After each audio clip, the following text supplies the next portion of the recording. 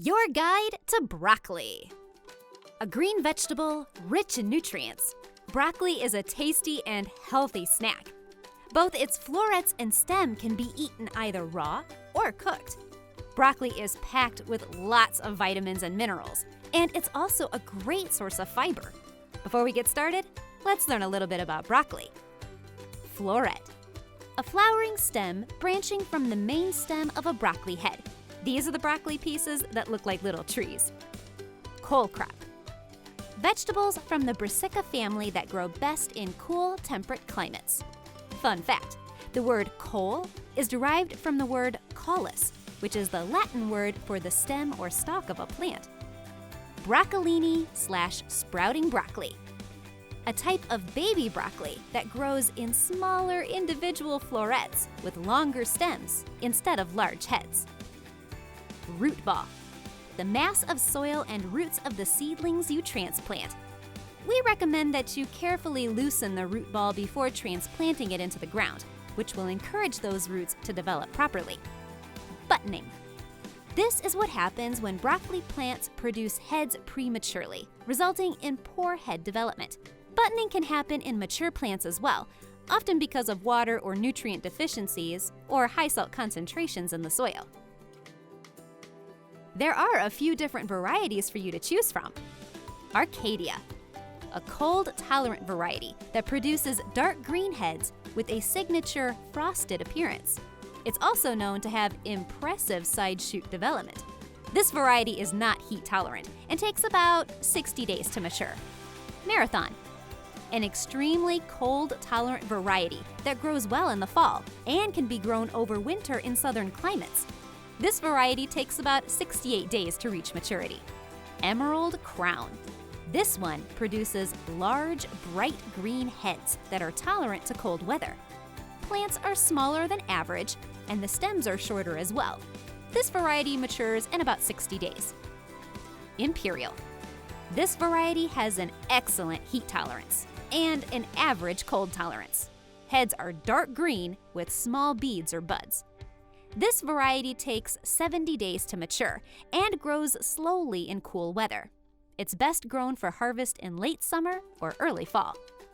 Diplomat, a variety that grows very dark green, dense heads that are medium-large in size.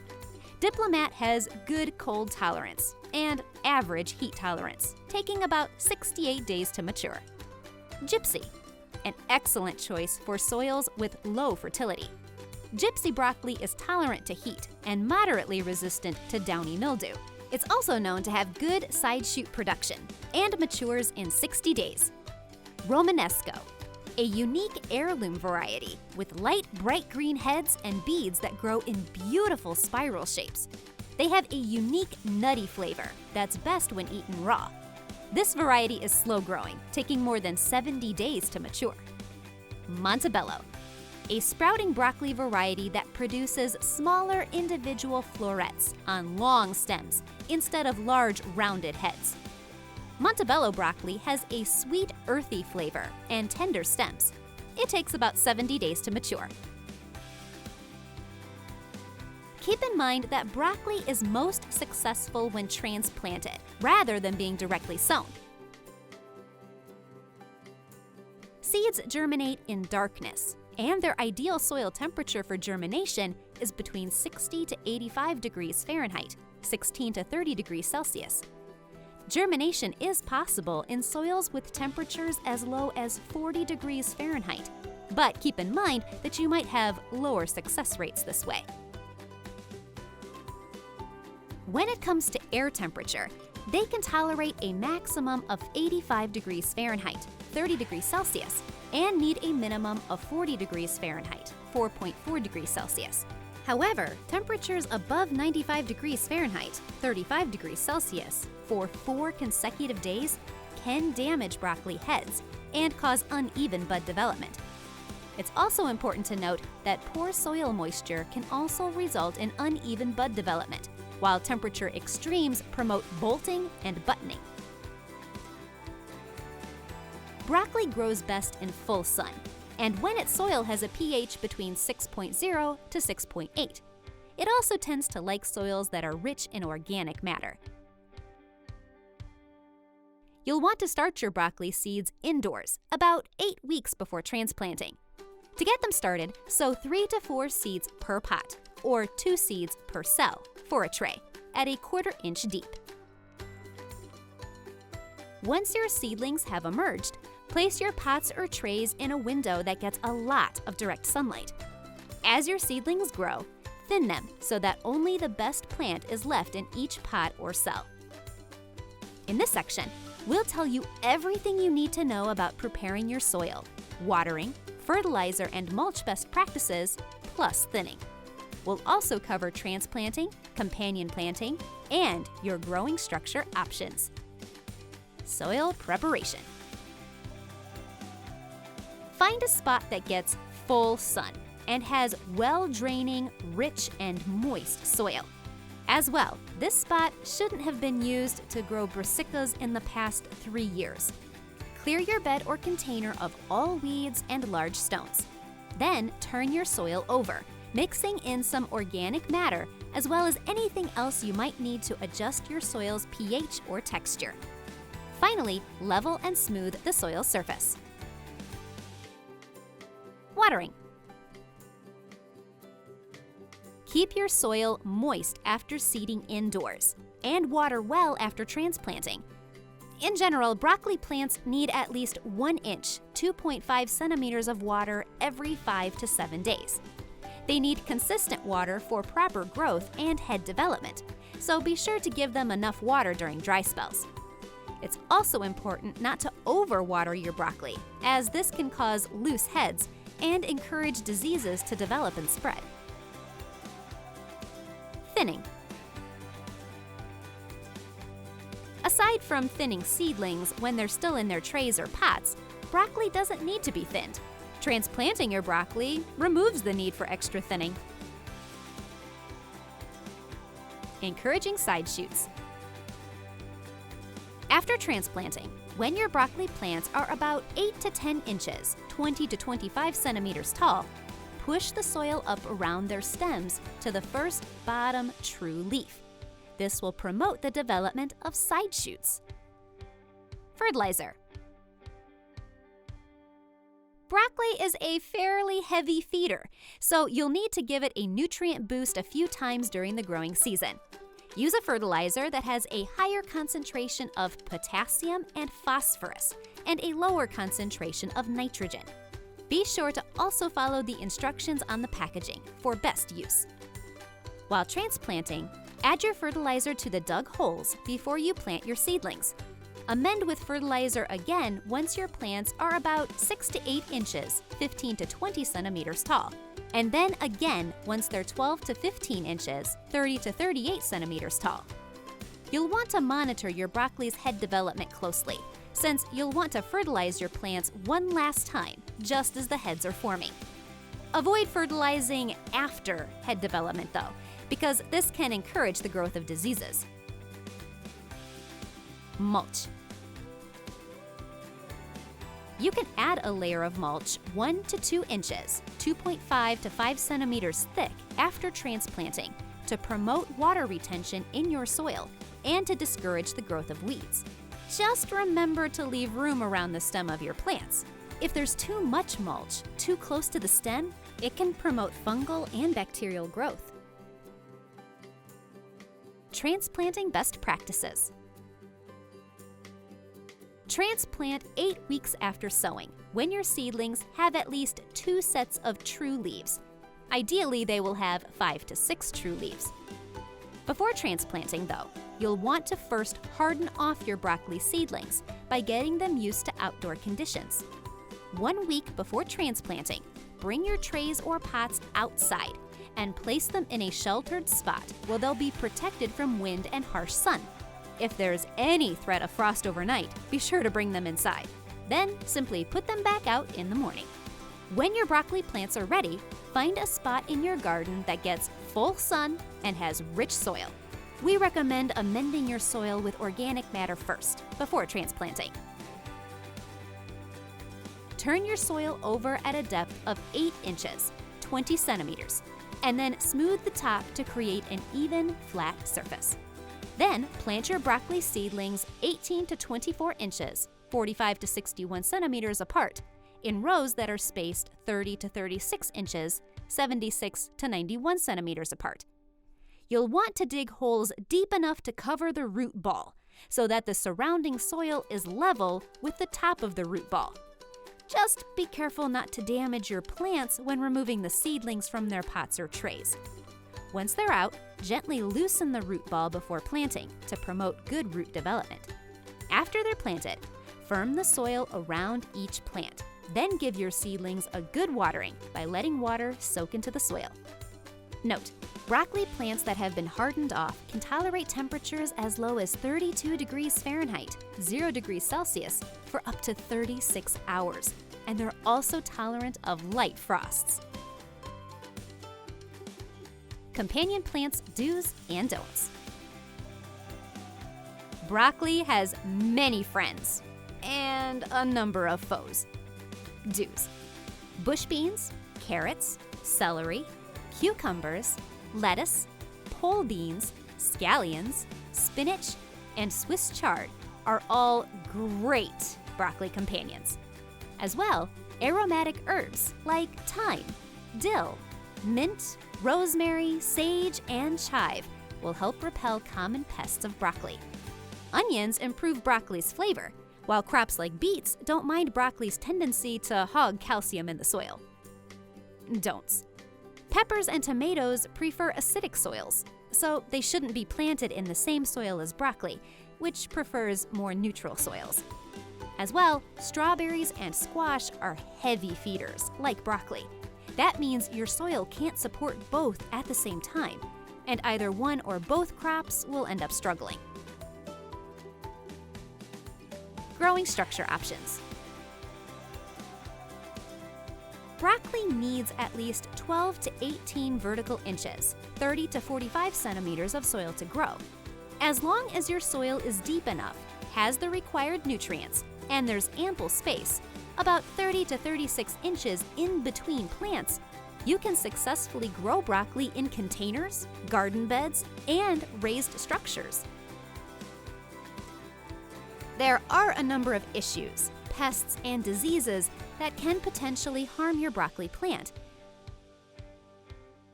Buttoning. When broccoli plants produce their heads prematurely, so they're not well developed. What to do? Keep consistent watering and fertilizing schedules and plant your broccoli during a cooler season. Hollow stem. When gaps form in the inside stem tissue, which then slowly get bigger. What to do? Limit the amount of nitrogen content in your soil after your broccoli heads have formed. Potential pests. Cabbage root maggot. These maggots feed on the roots of plants, creating tunnels, and can actually destroy the whole root system, which impacts a plant's nutrient uptake and support. The first signs of damage from these pests are the wilting of plants in hot weather, or the yellowing or purpling of a plant's leaves. Later on, plants will collapse and can die completely. Unfortunately, once the damage from root maggots is noticed, it's usually too late to treat the maggot problem. Here's what to do. Practice crop rotation and avoid applying animal manure or green manure during the springtime, since rotting and decaying organic matter will attract these maggots. Be sure to remove any affected plants in the fall, including their roots, and destroy them. This will kill any maggots that might be left over. Row covers are also an effective option to help prevent adult flies from getting near plants to lay their eggs. Just be sure to set up the barrier by the time adult flies are laying eggs.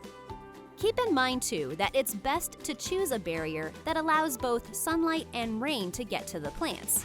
Because of this, floating row covers might not be the best option for large gardens. Common organic cures for root maggot include spreading diatomaceous earth, a natural powder made from the skeletons of tiny aquatic creatures, around seedlings, or using natural predators like spiders, ground beetles, and rove beetles to fend them off. In some cases, intercropping with clovers or legumes can also be helpful in limiting maggot infestations. Aphids. These tiny pests come in a variety of colors: green, black, red, light orange, or yellow, and mainly feed on the undersides of leaves and stems. What they're actually feeding on is the sap in plants, which ends up causing the plants damage. Aphids also leave behind a sticky substance called honeydew, and they are a pest that's known to spread diseases. Aphids can be tolerated by most plants when their numbers are low, but if there's a lot of aphids, they can stunt a plant's growth and cause a plant's leaves to turn yellow and fall off. Here's what to do. For the most part, plants can handle mild aphid infestations. But if they're found, a strong jet of water from a garden hose will wash them off the plants. Spraying plants with water should be done early in the morning so that the plants can dry off during the day. Sticky traps, neem oil, insecticidal soaps, and horticultural oils are also effective against aphids. Just be sure to follow the application instructions on the packaging. Oftentimes, you can also get rid of aphids by wiping or spraying the leaves with a mild solution of water and a few drops of dish soap. One variation includes adding a pinch of cayenne pepper. Soapy water should be reapplied every 2 to 3 days for about 2 weeks. As well, you can try to attract beneficial insects like lady beetles, hoverflies, and lacewings, all of which are important aphid predators.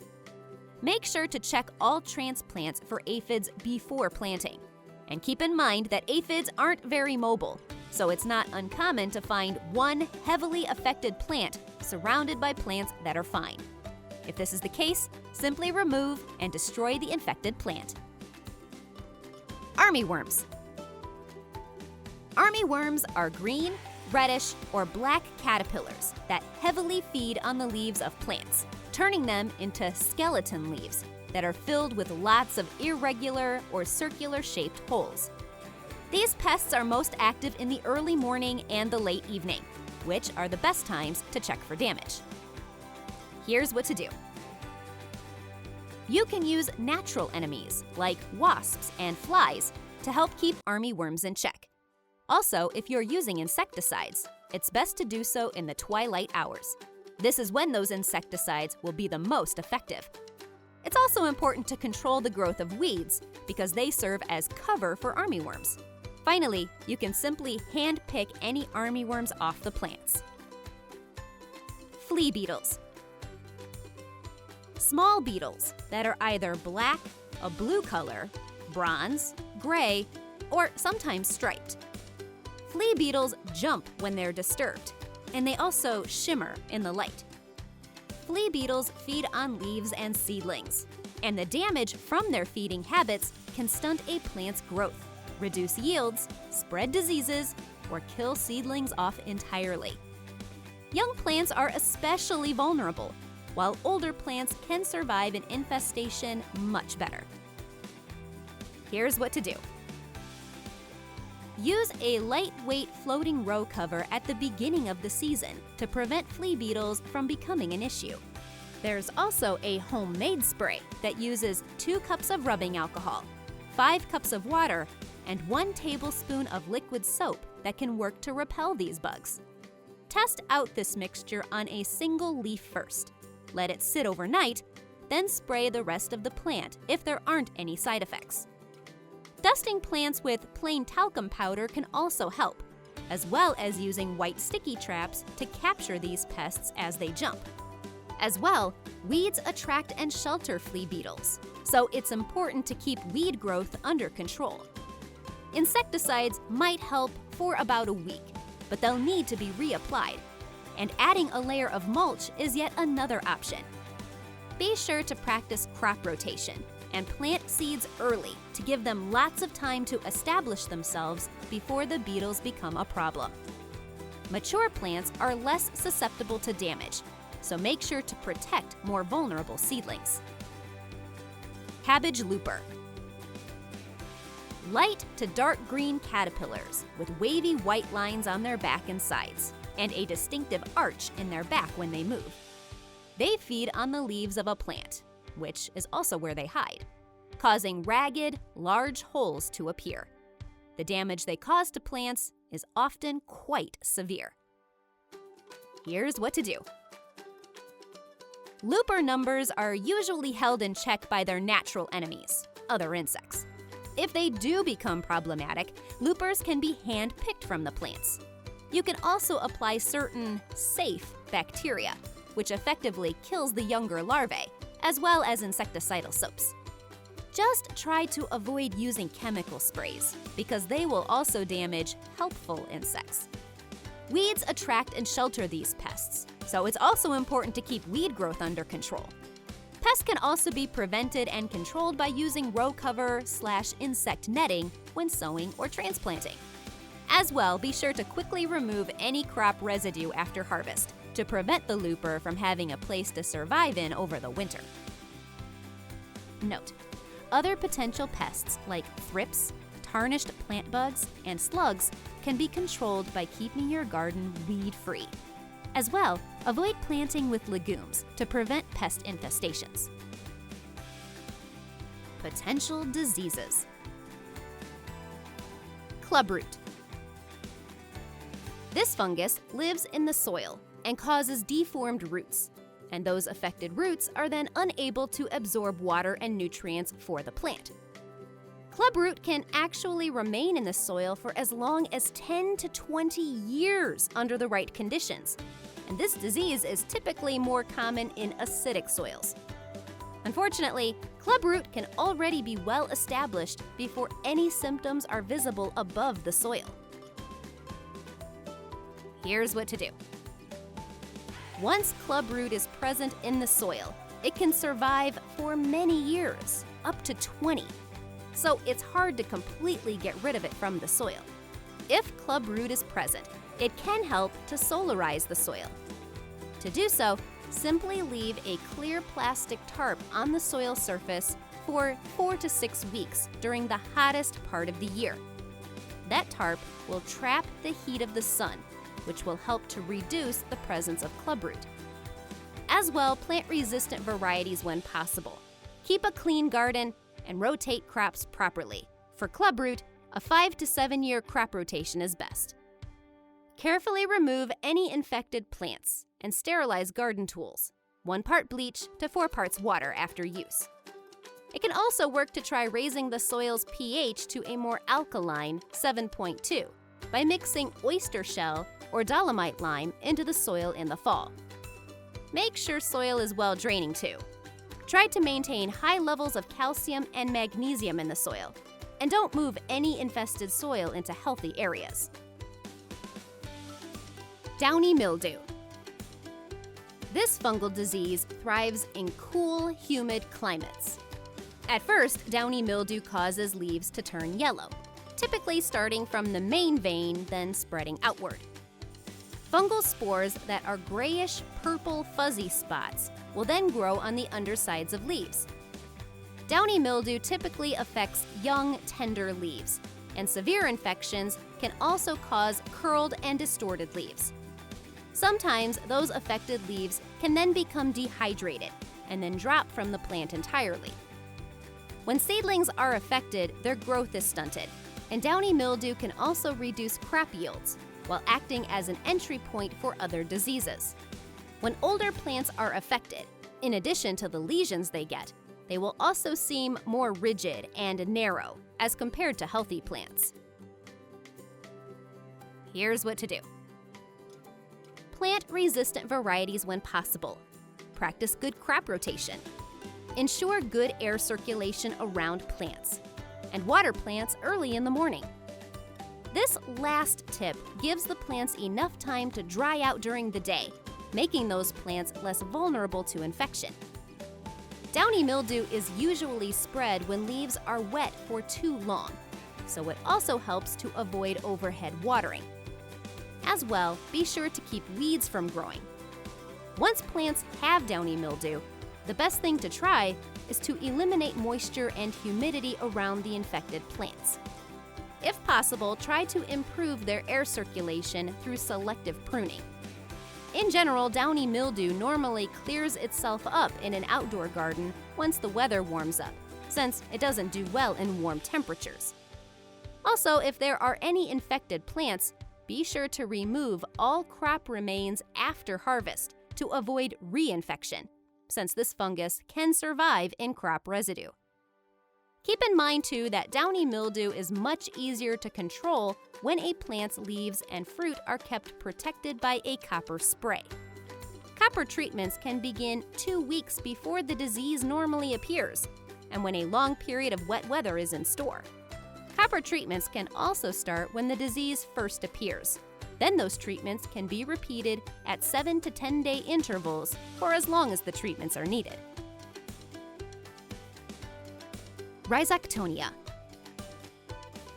a soil-borne fungus that's known to cause damping off and wire stem in broccoli. Damping off can cause seeds to decay in infected soil, or it can cause seedlings to unexpectedly wilt and break. Wire stem is a continuation of the damping off process and causes the stem to decay. Wire stem might not kill your plant, but it will likely affect its growth and quality. Broccoli head rot. This is caused by a soil-borne bacteria that reaches the broccoli head. Instead of water-forming droplets on the waxy coating, florets will appear water-soaked, and they might also have black lesions and appear sunken. To avoid this issue, you'll want to make sure you avoid having high nitrogen levels in your soil, especially after your broccoli's head development. Black rot, a soil or seed-borne bacteria that causes distinct lesions to form around the outsides of leaves.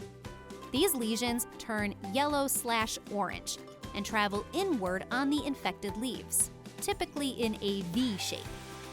As well, these lesions might come together and give plants a scorched appearance. Leaf veins will then turn dark, and the stems of the plant might become discolored as well, with some dark rings on them. Leaves might wilt, dry out, and drop, and plants can eventually die.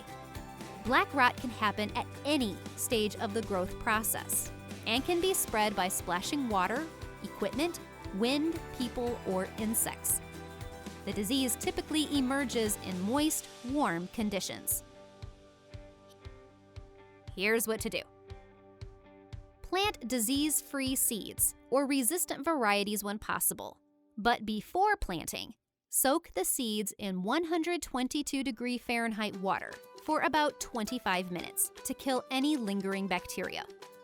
Keep in mind that soaking seeds this way isn't 100% effective against black rot and might actually lower the seed's germination rate. As well, practice a 2-year crop rotation and only use clean, sanitized tools near any crops. Wash tools with a diluted bleach mixture, about 1 part bleach to 10 parts water. Then rinse with cool water and towel dry after each use. It's important to control the growth of weeds and to follow the recommended plant spacing to increase airflow around plants, while also allowing plants to dry their leaves quicker. Be sure to remove and destroy any infected plants and avoid overhead watering. Harvesting. Once the head has fully developed, when compact buds have formed, but before they have flowered, harvest the central head with at least 6 inches of stem attached to it. You'll want to use a tool with a sharp blade to do this. By removing the central head, it will encourage smaller heads to grow, which can then be harvested later on. Storage. Broccoli can be enjoyed either raw or cooked. For fresh consumption, store your broccoli for 3 to 5 days unwashed in a loose bag in your fridge's crisper. It's important that your broccoli is dry when refrigerated, because if it's wet, it becomes soft and prone to mold. Broccoli can also be stored in the freezer to be enjoyed later. Cut your broccoli into florets, blanch them in hot water, then store them in airtight freezer bags. Keep in mind that broccoli is sensitive to ethylene, a ripening hormone/gas that's produced by some fruits, like apples and bananas. So just make sure to store your broccoli away from these fruits.